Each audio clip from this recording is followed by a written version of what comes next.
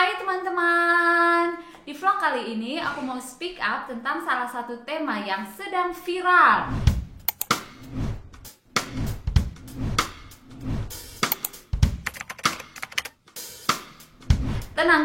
Tenang. Aku tidak bermaksud ingin menggoreng tema tersebut menjadi lebih garing, tetapi aku hanya merasa penting membicarakan masalah tersebut dari sudut pandang yang berbeda. Dan karena memang ini menyangkut salah satu negara Jerman.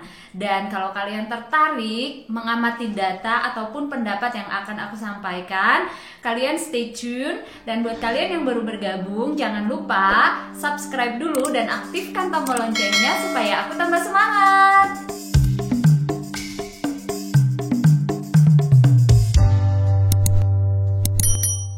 Anyway, berapa sih jumlah angka penduduk yang ada di Jerman? Jadi dari data statistik terupdate yang aku ambil tahun 2023, Jerman memiliki jumlah penduduk 84,3 juta dan perbandingan antara angka penduduk laki-laki dan perempuan lumayan sebanding, dalam arti 50-50. Terus berapa dong angka kelahiran yang ada di Jerman? Per tahun 2020, angka kelahiran yang ada di Jerman itu adalah 1,58. Dalam arti, rata-rata perempuan ataupun family yang ada di Jerman itu melahirkan anak sekitar 1 hingga 2 orang. Dan uniknya lagi, usia dari ibu yang melahirkan anak pertama itu rata-rata di umur 30. Bahkan ada 3% dari ibu-ibu tersebut yang melahirkan anak pertamanya itu di atas usia 39 tahun. Dan ini memang salah satu fenomena menarik yang bisa diamati, bahwa semakin banyak perempuan ataupun ibu-ibu yang melahirkan anak pertama ataupun anak kedua itu di usia yang semakin dewasa ataupun agak telat. Terus gimana angka kelahiran Jerman yang sudah aku sebutkan tadi dibandingkan negara-negara di Eropa? Nah, ini nih salah satu poin yang menarik. Dari 21 negara Uni Eropa, ternyata Jerman berada di ranking 15. Dan di urutan yang pertama adalah Perancis. Terus kenapa ya? Apakah karena Perancis negara cinta atau Stad der Liebe? Ini ada kaitannya dengan angka kelahiran yang semakin meningkat di sana? Aku nggak bisa ngejawab karena aku tidak mengenal situasi ataupun kehidupan sosial ataupun kehidupan bermasyarakat yang ada di Perancis. Tapi dari salah satu artikel yang pernah aku baca, Perancis memang salah satu negara yang friendly dengan ibu-ibu yang bekerja dan friendly dengan sistem family dan karir, sehingga barangkali ini menjadi salah satu faktor yang mempengaruhi kenapa angka kelahiran di Perancis lebih tinggi dibandingkan di Jerman. But anyway, kita bukan mau ngomongin tentang Perancis, kita balik lagi ke Jerman. Dan sejak berakhirnya Perang Dunia Kedua, angka kelahiran ataupun family yang menjadi child free dari tahun ke tahun semakin meningkat. Aku kasih contoh. Orang-orang yang kelahirannya di sekitar tahun 1945, dalam arti mereka sekarang sekitar umur 75-an, pasangan yang menjadi child free itu sekitar 12,4%. Dan orang-orang yang kelahiran sekitar tahun 1970-an, dan ini berarti mereka sekitar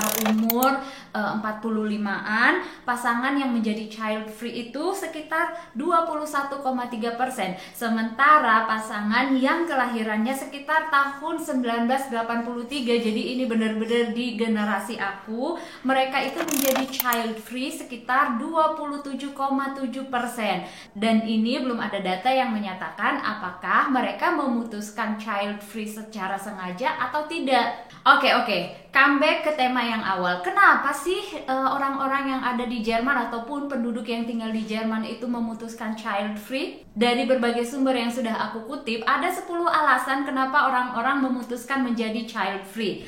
Alasan yang pertama, ingin kebebasan dan independensi. Alasan yang kedua, anak itu mahal. Dan memang betul, ada salah satu penelitian yang menyatakan untuk standar hidup di Jerman, anak itu lumayan mahal. Yang ketiga, orang-orang lebih mementingkan karir daripada memiliki anak ataupun membangun sebuah family. Yang keempat, adanya kesulitan mengkombinasikan antara karir dan kehidupan family, karena memang tidak bisa dipungkiri Jerman adalah salah satu negara yang dengan perekonomian terbaik di Uni Eropa. Dan untuk menjadikan negara Jerman seperti sekarang ini memang dibutuhkan effort yang sangat tinggi dalam hal kehidupan kerja dan dalam hal etos kerja. Makanya Jerman berada di posisi yang seperti saat ini. Yang kelima, minimnya dukungan dari pemerintah Jerman untuk orang-orang ataupun family yang memiliki anak. Contohnya, ini adalah fasilitas-fasilitas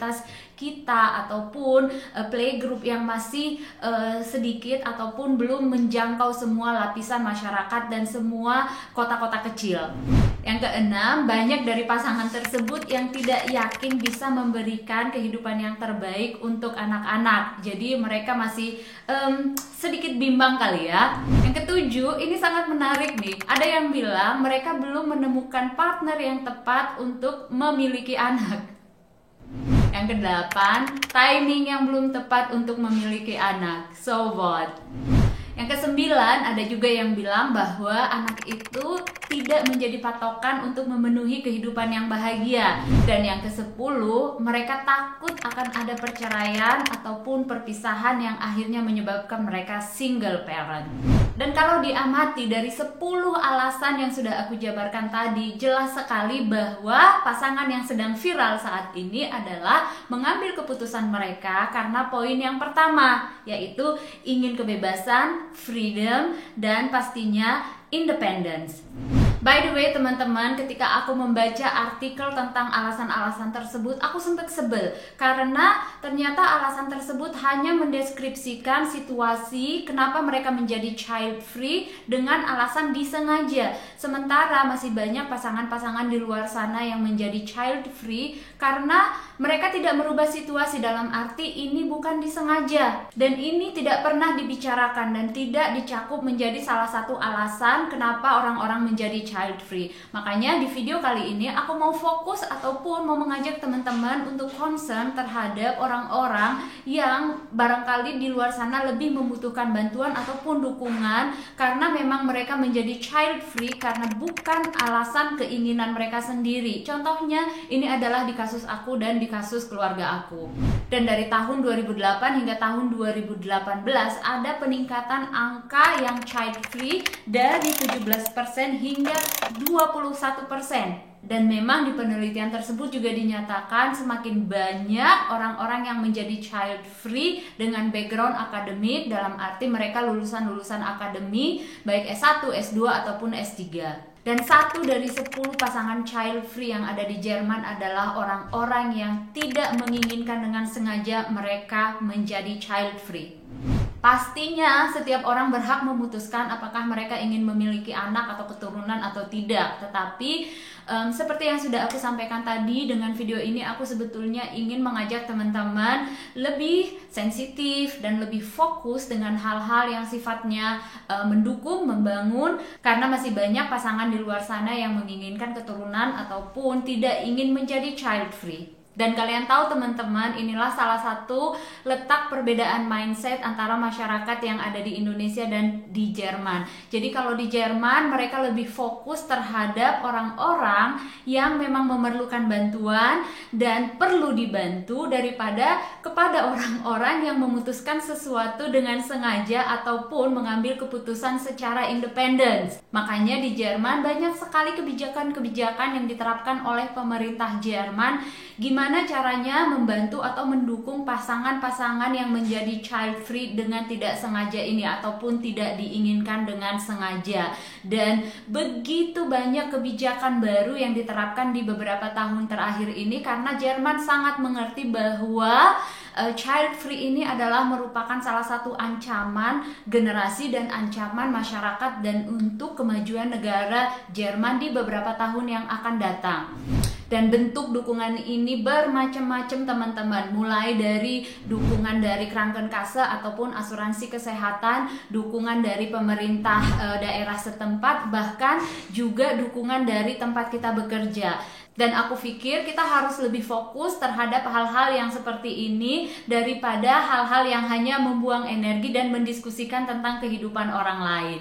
Oke teman-teman, itu dia pendapat aku terhadap tema child free yang sedang marak saat ini, dan juga gambaran terhadap dukungan pemerintah Jerman untuk pasangan-pasangan yang child free dengan tidak sengaja. Dan kalau kalian punya pendapat lain terhadap tema ini, silahkan tulis di kolom komentar. Dan kalau kalian masih tertarik terhadap keputusan ataupun kebijakan pemerintah Jerman mengenai child free, kalian juga tulis di kolom komentar, dan nanti aku bisa bikin vlog yang berikutnya tentang tema tersebut.